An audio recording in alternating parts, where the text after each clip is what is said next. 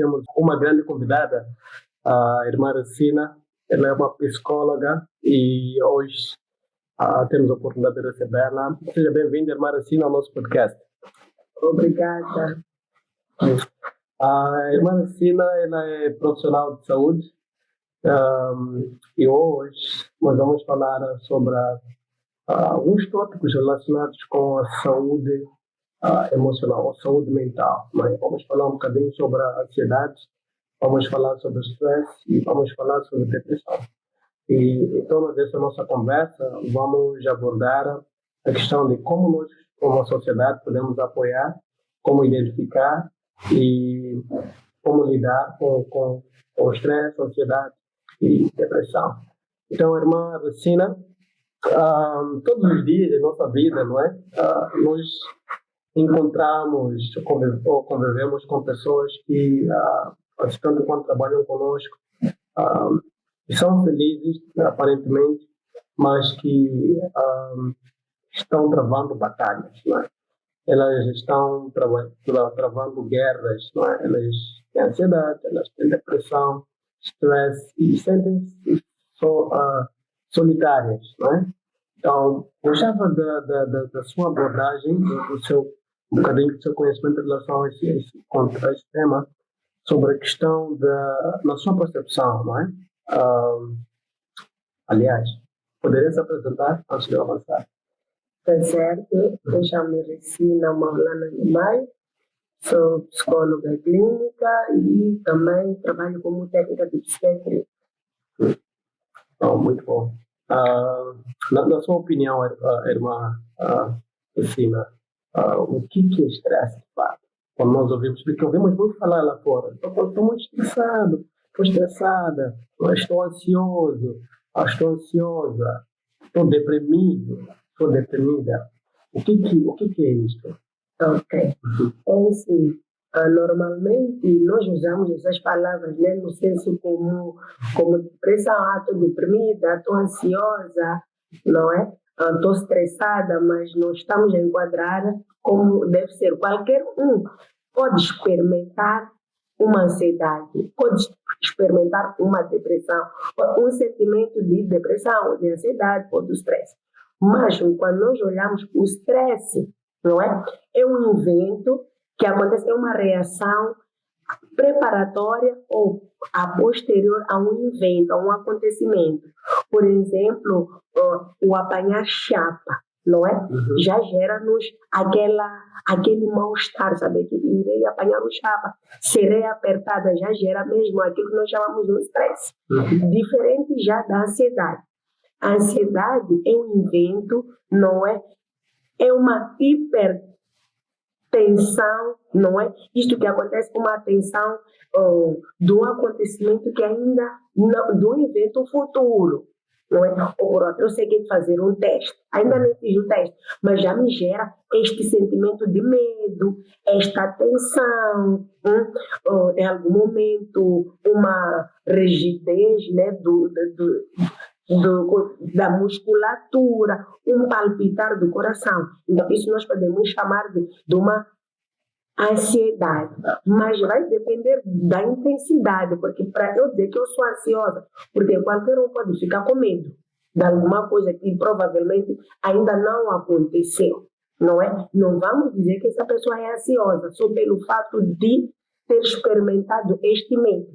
Então, só vamos dizer que a pessoa é ansiosa dependendo da intensidade, do período, do grau deste acontecimento, deste medo. Por exemplo, existem aquelas pessoas que têm medo, não é? De elevador, por exemplo, não é? Sempre vai gerar uma ansiedade. Então, aquilo que nós podemos chamar de fobia, não é? Mas não vamos dizer, então, se eu tenho medo, por exemplo, do rato, não é? Em algum momento ainda não vi o tal rato só porque foi dito aqui. Aí existe um rato, ou se calhar pode entrar um rato e eu começo a experimentar estes sentimentos todos, não é? Então, porque na saúde mental nós temos o quê? que ansiedade e depressão são duas coisas bem diferentes, porque nós às vezes confundimos isso. Mas são dois momentos diferentes, não é? Tem a ver com foco e atenção. Por exemplo, uma pessoa com ansiedade pode só experimentar a ansiedade e não ter a depressão. É neste sentido. Então, a ansiedade o que é? É um medo irracional de algum acontecimento futuro. De alguma coisa que ainda não aconteceu, mas a pessoa já tem este medo.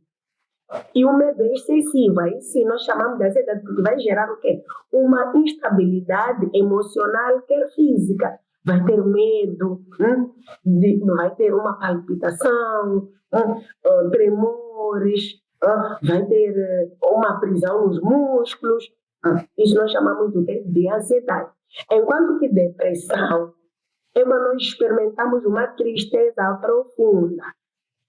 Como eu estava a dizer, não vamos estar aqui, porque agora o que a pessoa pode pensar? Ok, assim que a irmã Recina disse que a ansiedade é o medo de algo que se calhar ainda não aconteceu, assim que eu fico com medo, então eu sou ansiosa. Não. Vai depender de como este medo interfere naquilo que é o seu dia a dia. Então, a depressão também é isto, é uma tristeza. Qualquer um pode ficar triste. Qualquer um pode ter sentimentos de culpa.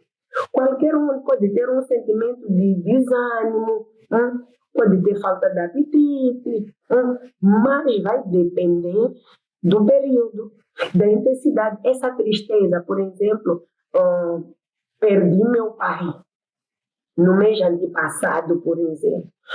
É normal eu ficar triste. Mas, se eu fico triste, o meu pai morreu há 6 meses atrás, eu ainda continuo com essa tristeza profunda. Então, aí já podemos considerar uma depressão. Mas qualquer um pode ficar triste. É neste sentido. Interessante. Então, a tristeza ao longo período, a tristeza ao longo período leva à depressão. Exatamente. Mas como é que nós podemos identificar alguém deprimido? Como nós podemos... Sim, como identificar? Exato.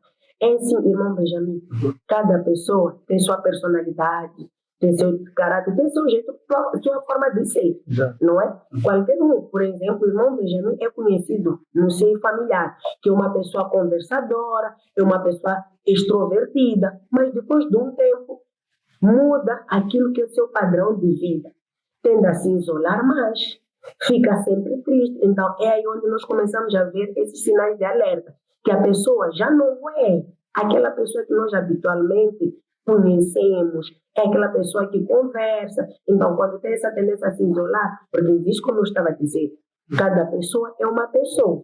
Por natureza, existem aquelas pessoas que são introvertidas, não é?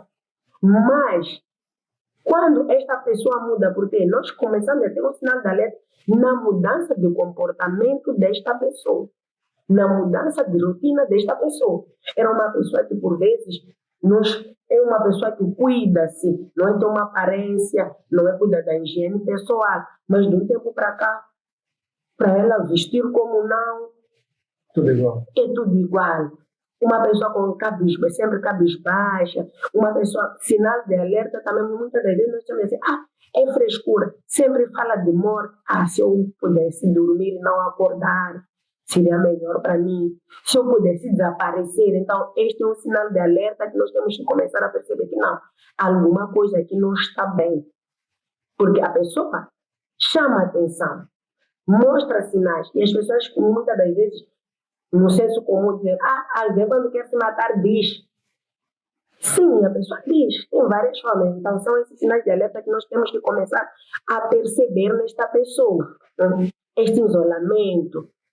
Se nós vemos uma irmã, por exemplo, um irmão da igreja, era uma pessoa muito ativa, mas tende a se isolar, tem tendência, já não participa dos discursos, das aulas. É aí onde nós temos que começar a perceber que alguma coisa pode estar acontecendo com esta pessoa. Perde sono, a pessoa diz, eu não durmo.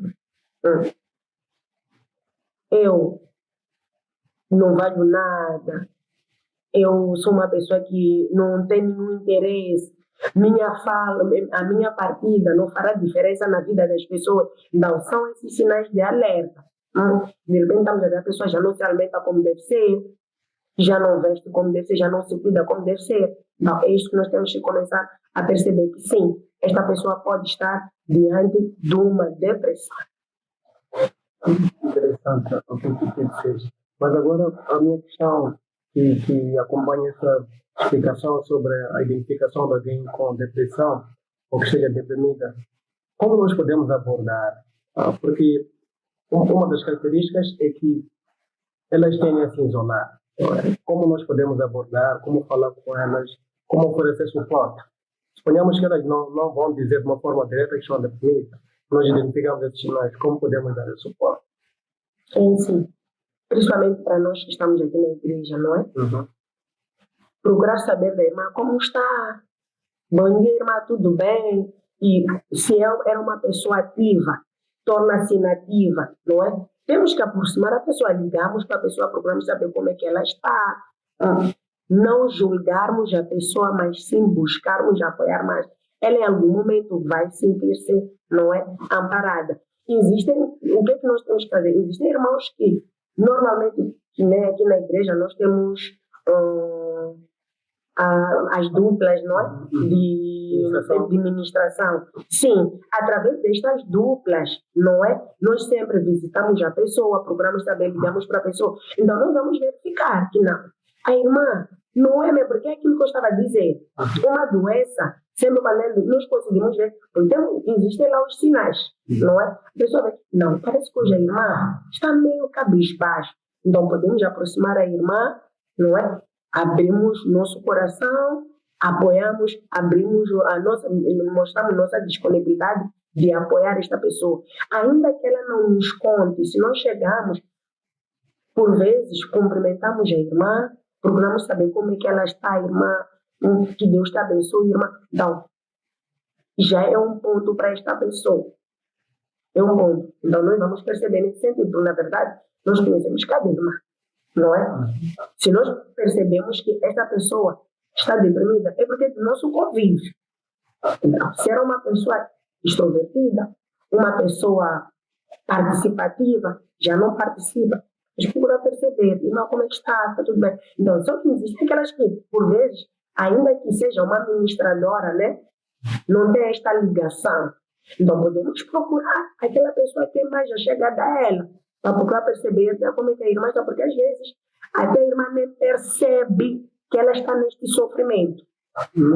Sim, então se nós aproximamos, damos o nosso ombro, ela vai perceber que eu de verdade, esses dias, desde que não tenho mesmo esta vontade de ir à igreja, eu só me pus, não estou a perceber por quê. Porque existe aquilo que nós também chamamos de depressão com sintomas psicóticos. Depressão com sintomas psicóticos normalmente mexe muito com o pensamento da pessoa. Quando a pessoa tem uma alteração do pensamento no curso ou no conteúdo do pensamento, é a pessoa achar que os outros não lhe querem bem. Ainda que eu diga à irmã que eu não me sinto bem, a irmã vai me julgar. Então começa a ter pensamentos distorcidos. Sim, naquela igreja não me quer. Né? Então, é preciso mesmo aproximar-se desta pessoa de forma que ela perceba, não é? Que ela, ainda que não seja para falar com a pessoa, procurar perceber, irmã, o que está acontecendo. Pode até não se abrir, porque vai depender muito da abertura da pessoa. Então, envolver a pessoa, não é? Nas nossas atividades, estarmos sempre próximas desta pessoa. Irmã, como é que está? Está tudo bem? Só liguei para saudar a irmã. Muda alguma coisa na vida da pessoa. Ela sente que existem pessoas que ainda preocupam-se comigo, porque, principalmente na depressão, a maior parte dos pensamentos que existem são pensamentos suicidas. A pessoa começa a pensar que ela não vale nada, não vale a pena. Então, os pensamentos suicidas são muito frequentes. Vale a pena eu acabar com a minha própria vida. Então, imagine só, se ela está com esses pensamentos e um irmão liga para saber como é que a irmã está, ela vai perceber que existem pessoas que não querem mais mudar alguma coisa. Então, é mais ou menos por aí. Interessante. Eu fiquei aqui um bocadinho atento quando disseste sobre a questão de alguém estar deprimido e ainda assim não saber que está deprimida. Como nós podemos convencer a pessoa a ter uma assistência com um profissional? Como é que nós podemos? Há uma necessidade a priori ou devemos conversar com ela? Suponhamos que eu sou um deprimido, não é? E eu não sei que sou deprimido. Sim. Como é que você abordaria essa situação? Primeiro, uma das principais formas devem ser pessoas das suas relações, não é? Existir este vínculo, porque não é um irmão que eu não tenho muita relação, eu chego lá e digo, irmão, eu vejo que tu não estás bem, precisa de alguma ajuda. Sim, então, normalmente, sempre há um ponto solto aí. Ele não percebe, mas perguntando, ao longo da conversa, porque sempre vai gerar alguma conversa. Irmão, como é que estás? Lá em casa está tudo bem? Eu também, graças a Deus, eu estou bem, não é? Mas como eu já estava a dizer, uma pessoa das suas relações, porque se não é melhor pedir a outra pessoa que seja, não é? Para poder abordar. Porque se eu, que não tenho boas relações, não tenho uma relação de aproximação com o irmão Benjamin, de repente eu digo, irmão Benjamin, primeiro porque eu não tenho como perceber que o irmão Benjamin não está bem, porque eu não tenho relações com o irmão Benjamin. Então, tem que ser uma pessoa das minhas relações, que nem, por exemplo, a minha colega, não é? Eu tenho relações com ela. Eu já consigo perceber só de chegar, porque o bom dia muda tudo. Irmão Benjamin pode chegar e dizer, bom dia. Eu digo, bom dia. Percebe? O tom de voz já muda tudo. Chego, bom dia. Confesso a perceber, eu digo, irmã Regina hoje fala tudo. Percebe? Sim. Então, se seja esta pessoa das suas relações que vai poder perceber que, olha, ei, irmão, esses dias, o que se passa? Não estou a ver bem. Então, nós que precisamos de ajuda, o que está acontecendo? Não é? Ou por outra, não podemos logo perguntar, nós que precisamos de ajuda, porque pensamos, mas isso, como é que vem logo? Não é? Sim, exatamente. Então, quando nós damos palavras motivadoras, palavras de motivação, irmão, sabes que Deus te ama, sabes que tens um potencial, irmão, esses dias, mas tudo vai dar certo, não é? Se precisar de alguma ajuda, estou aqui. Se achar que eu não posso te ajudar, dizem que existem pessoas que ajudam, que são pessoas neutras, que nem vão te julgar, não vão espalhar a tua vida para outra, tudo termina convosco. Então, procura lá conversar com esta pessoa. Dizem que existe lá psicólogo, então, é daí onde a pessoa começa a perceber, acho que posso precisar, se calhar. Então, é aí. Sempre tem que haver uma estratégia de como entrar na pessoa, porque se logo diz, irmão, tens que procurar uma ajuda, isso eu não estou bem, principalmente para o nosso meio. Ir a uma consulta de psicologia ainda é um tabu. A pessoa pensa, se me leva a um psicólogo, dizem que é porque eu não estou bem. Mas não é verdade. Não é verdade. Um psicólogo é uma pessoa neutra, é uma pessoa que vai te ajudar junto, vamos traçar estratégias de como superar o problema que a pessoa estiver a enfrentar. Porque todo problema tem solução. Se todo problema tem solução, qual seria, como é que chama? Você recomendaria que as pessoas fossem ter com um psicólogo? Como é que funciona o processo, caso queira ter com um psicólogo? É assim, para o nosso meio, estou a falar do nosso país, em particular Moçambique, principalmente na cidade de Maputo, ou mesmo já em todas as províncias, quase todas as províncias, já existe lá pelo menos um profissional de saúde. Temos lá o psicólogo, temos o técnico de psiquiatria e temos terapeuta ocupacional e médico psiquiatra. Então, esses fazem parte da equipe de saúde mental. Por quê? Porque existem aquelas pessoas que, por vezes, não é? Até ficam deprimidos por não saberem qual é a sua vocação, qual é a sua ocupação, não é? E como estamos numa sociedade em que nós sofremos pressão, porque uma pessoa normal, né, para a nossa sociedade, nós consideramos que uma pessoa normal, se já deve ter 12ª classe, deve estar a trabalhar, pelo menos. Então, existem pessoas que simplesmente não fazem nada disto. Então, um terapeuta ocupacional vai poder instruir, vai poder trabalhar consigo no sentido de ver qual é a tua vocação. Por exemplo, um psicólogo também. Então, todos os centros de saúde, pelo menos para a cidade de Maputo, Todos os centros de saúde têm lá os públicos que não se paga nada, ou por vezes só paga-se um metigal que é para comprar a senha. Então podem aderir, não tenham medo, a pessoa pode chegar na recepção e dizer que eu venho à consulta de psicologia. Estão lá para atender. Interessante. Essa é uma boa novidade. Então, temos esse suporte todo. Existem pessoas que quando estão deprimidas, não é? Eu acho que elas preferem ficar no silêncio. Não é? E qual é a sua opinião sobre isso? Qual é a sua experiência sobre isso em relação a pessoas que ficam no silêncio? Elas preferem ficar no silêncio do que falar sobre a questão. Exato. Sim, quando ficam no silêncio, existem lá vários fatores. Por vezes porque não vão ser compreendidos ou vão ser julgados, então a pessoa prefere calar. Mas eu ainda digo que sempre existe alguém que pode lhe apoiar. Não está escrito que, ok, já que tu tens mãe, pai, irmãos, são essas pessoas que são sua rede de apoio, que sempre vão te apoiar, sim. É rede de apoio, sim, mas pode existir uma pessoa neutra. Olha que até mesmo uma pessoa que te encontre na rua, se tu conversares com esta pessoa, por causa deste medo do julgamento, né, a pessoa prefere se trancar. Então, ainda que fale com qualquer pessoa, porque diz-se que é científico até, que quando a pessoa tira tudo o que tiver, a pessoa fica aliviada. É que nem, por exemplo, uma mala. Se nós tirarmos tudo, a mala fica fresca.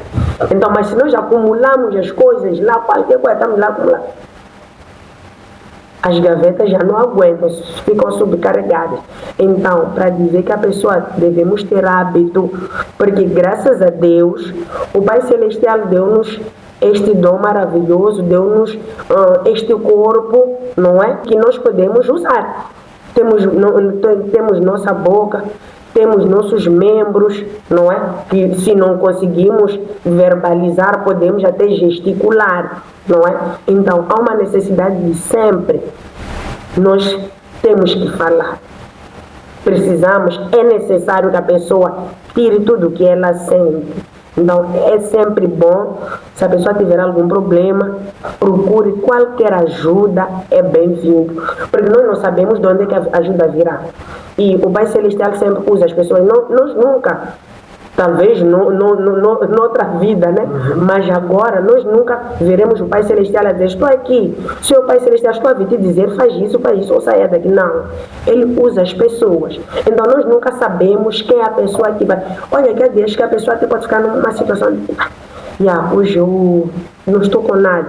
Mas de repente aparece, olha, que mesmo uma criança pode vir te diz uma coisa bonita, uma coisa até engraçada, tipo, tu te pões a sorrir. Então, esta criança ajudou-te.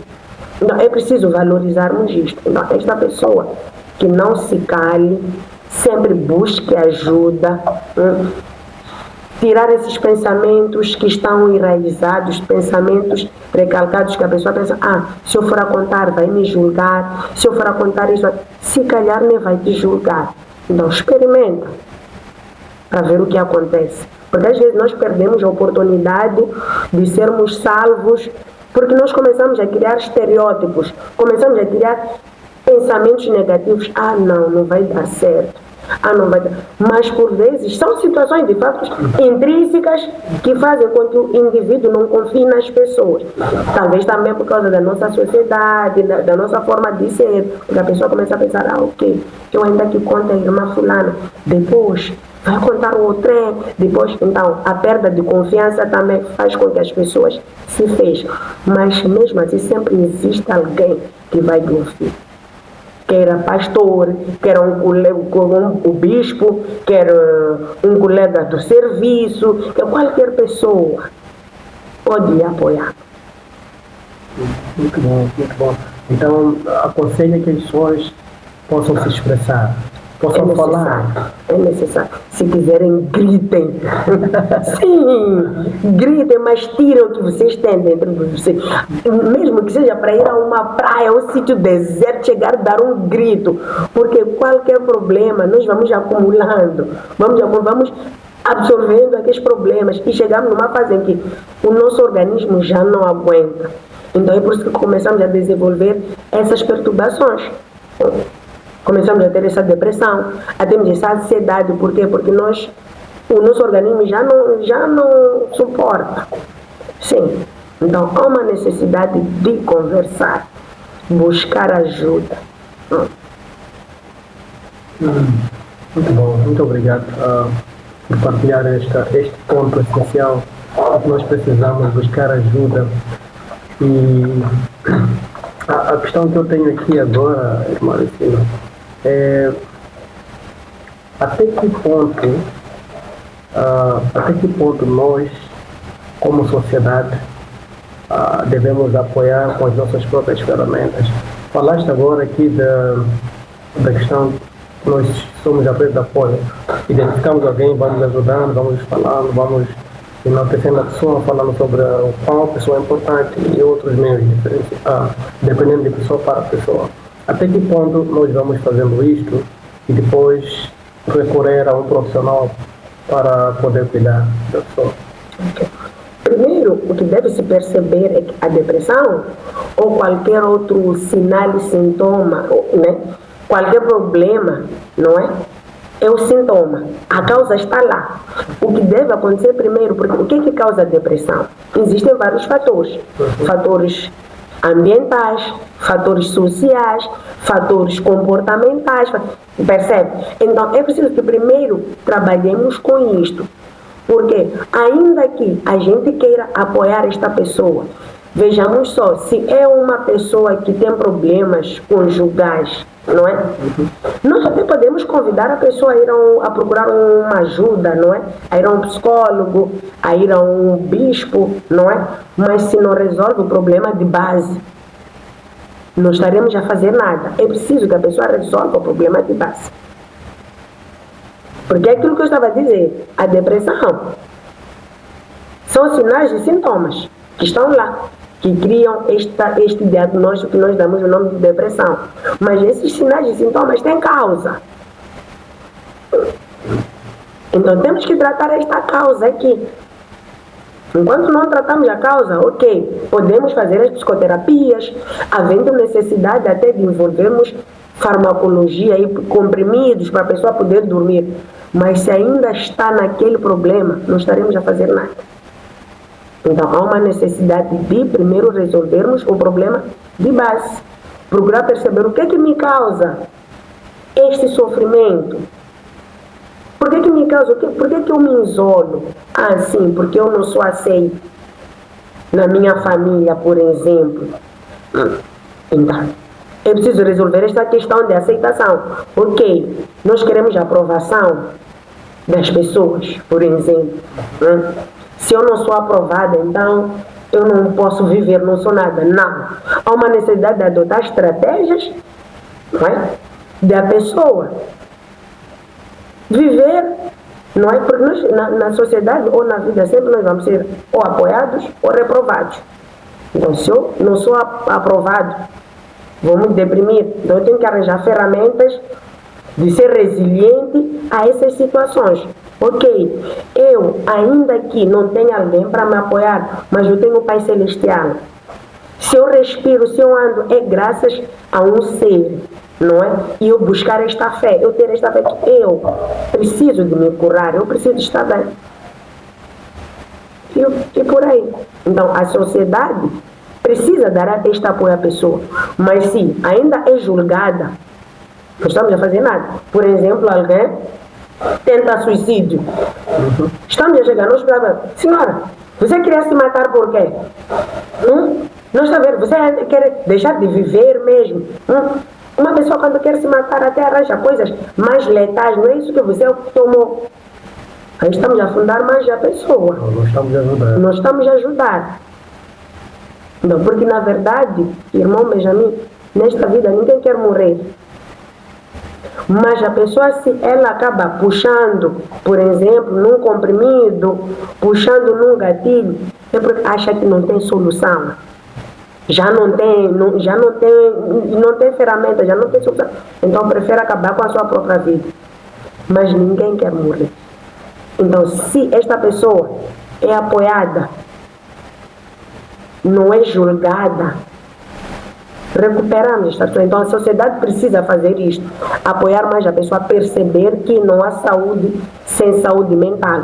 Porque muitas das vezes nós achamos que não, é frescura, está a querer chamar a atenção, está a usar um mecanismo de defesa, e não percebemos que esta pessoa está doente. Porque depressão é uma doença, a ansiedade é uma doença. Por exemplo, muitas das vezes temos tido crianças, não é? A criança diz, eu tenho medo de barato. Você é homem, vai lá, e começamos a empurrar a criança. Você vê o sofrimento, a criança começa a chorar. Sim, você tem que aprender, para não ter medo, fica aí. Ok, nós ainda podemos se expor à criança, não é? Àquela situação para ela poder ser, mas não é bruscamente. Não é empurrar a criança, entra lá para você perder medo. Não, passo a passo. Então, é isso que a sociedade precisa. Primeiro, precisa estar consciencializada. Porque sensibilizada já está. Nós sensibilizamos, fazemos as nossas sensibilizações, falamos da depressão, todo mundo já sabe o que é depressão. Mas como acontece? O que acontece? As pessoas ainda não sabem, porque elas não têm tempo para procurarem compreender isto. Então, há uma necessidade de se perceber que a depressão está lá. Então temos que consciencializar a pessoa, ter em mente que depressão mata, porque tudo parte da nossa mente, tudo parte das nossas cognições. Nós temos pensamento, sentimento e comportamento. Para eu levantar daqui e sair, primeiro tenho que pensar que tenho que me levantar. Depois eu sinto esta necessidade de se levantar e me levanto. Então, se essas três componentes não estão em conexão, não tem como. Então, há uma necessidade de nós trabalharmos com isto. Se a sociedade ainda pensa que é uma frescura, depressão não é nada. Ok, se a pessoa quer se matar, por que não foi se atirar no 33 andar? Tomou só comprimidos. Como é que essa pessoa sente? E como é que vai se comportar? A pessoa começa a perceber que não. Como falhei desta vez, ainda estou sendo zombado. Então é melhor que desta vez eu tente mesmo. Então a sociedade precisa perceber que depressão é um assunto sério. Ansiedade é um assunto sério. Então temos que fazer o que temos que apoiar essas pessoas. É neste sentido. Muito obrigado por partilhar esses princípios de como é que nós podemos apoiar como sociedade, como identificar e ser uma rede de apoio, não julgar. Porque é tão importante, como disseste, não há saúde sem saúde mental. Então é bem interessante que tudo começa pela mente, como disseste, e depois a gente materializa. E durante o seu período todo como psicóloga, estás há quanto tempo mesmo como psicóloga? Como psicóloga estou há 4 anos, desde 2021, né? Até hoje, são 4, 5. Como técnica de psiquiatria já estou há 15 anos. E se você pudesse dar um conselho, porque nos dias de hoje a tendência como é que chama, da depressão o índice é maior, não é? Porque a depressão ela antecede o suicídio. Se você pudesse dar um conselho, não é? As pessoas que estejam passando por essa dificuldade, as pessoas que não sintam-se amadas, não é? Elas sabem que o Pai Celestial as ama, mas também quer que a sociedade as ame, não é? Elas gostariam de sentir isso. O que você diria? Qual seria o seu conselho para elas ou eles? Primeiro passo, ter fé. A fé é a base da recuperação da pessoa. Porque ter fé o que é? É acreditarmos em algo que mesmo nós não sabemos, não é? Não temos a certeza, mas ainda assim nós acreditamos. Que nem, por exemplo, existem pessoas agora, neste momento, que nem sabem o que amanhã vão comer, mas não deixam de ver o amanhã. Ninguém diz nada, é melhor eu me matar hoje, porque amanhã como não sei o que é de comer, então não quero ver o dia da manhã, não. Mas sempre as pessoas dizem o quê? Deus proverá. Então, para qualquer problema, Deus proverá. Então, há uma necessidade de termos fé que bons dias virão, porque na verdade ninguém disse que seria fácil. Estamos nesta terra, vamos ter adversidades, vamos cair, é que nem uma criança. Exemplo claro de resiliência é uma criança. Exemplo claro de fé é uma criança.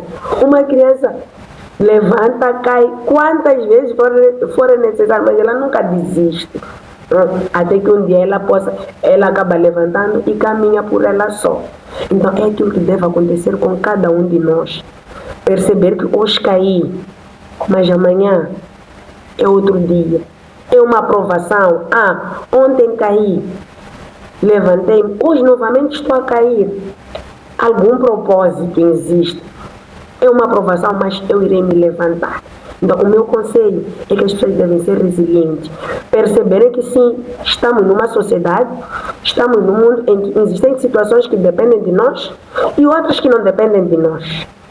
Então, aquelas que dependem de nós, que é, por exemplo, ter força, ter fé, ter decisão, ter posicionamento, depende de mim. Ser feliz depende de mim. Claro, com a ajuda do Pai Celestial. Então, a pessoa precisa orar. A pessoa precisa ser resiliente, ter fé. Que bons dias virão. Que é mais um desafio? O que é um desafio, afinal? O que é uma mudança? Desafio é qualquer problema, é qualquer situação que nós estaremos perante ela, que vai nos colocar à prova. E nós temos que fazer o quê? E temos que vencer. Temos que mudar. Esta mudança o que é? É algo que não está bom para poder estar bom. Ninguém muda para algo pior. Senão não seria mudança. Se nós mudamos, é porque estamos numa situação pior e queremos melhorar. Por isso que nós mudamos. Por isso que nós saímos daquela situação para outra. Então, o meu conselho seria, temos que mudar. Mas mudar para o melhor. Desafios sempre teremos, muitos, principalmente nesses últimos dias, nesses últimos tempos, onde o amor está a esfriar, temos pouca paciência com as pessoas, julgamos muito do que apoiamos, mas ainda assim cada um se fizer a sua parte. Não esperar a aprovação de ninguém, porque muitas das vezes é porque nós queremos muita aceitação das pessoas.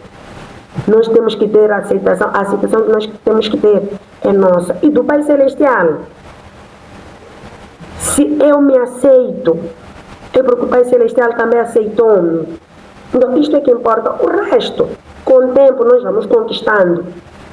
Então eu aconselho as pessoas que sejam mais resilientes, que independentemente dos problemas que estejam a passar, sempre há uma solução.